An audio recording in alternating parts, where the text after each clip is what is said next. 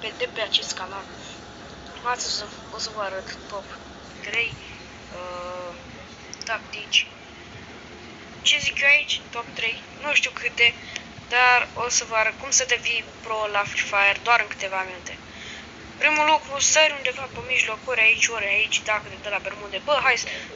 Dar vă recomand mai bine săriți la pic, pentru că la pic s-a activat agitație mare. Iar dacă sunteți începători, nu vă băgați la luptă chiar așa de mult, adică aveți grijă. Mereu când săriți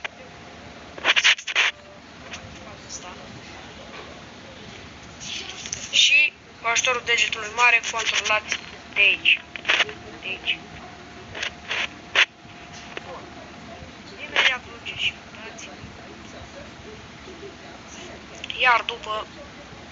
și apropo, mereu când mergeți, trebuie să mergeți cu chestia asta și de aici să controlați, adică așa, pentru că asta e cea mai bună metodă.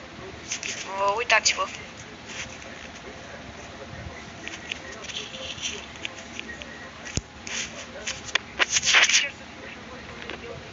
Și mă descurc foarte bine.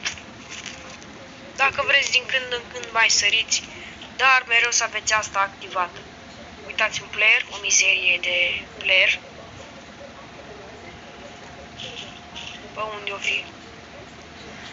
Ce trage? Mereu când tragem voi să nu vă panicați. Dacă vreți un medkit, vă puneți aici undeva și trageți scop non-scop. Deci când trageți trebuie să trageți așa. Stați. Așa, scop non-scop. Nu știu, ăsta e cam pro. Nu știu ce să zic. Dar, în fine. Ce? Frate, nii la el că... nu știu, gata, boss, ok. Mamă, ce trage nebunul. Ok, o să scap eu de aici. O altă tactică bună, când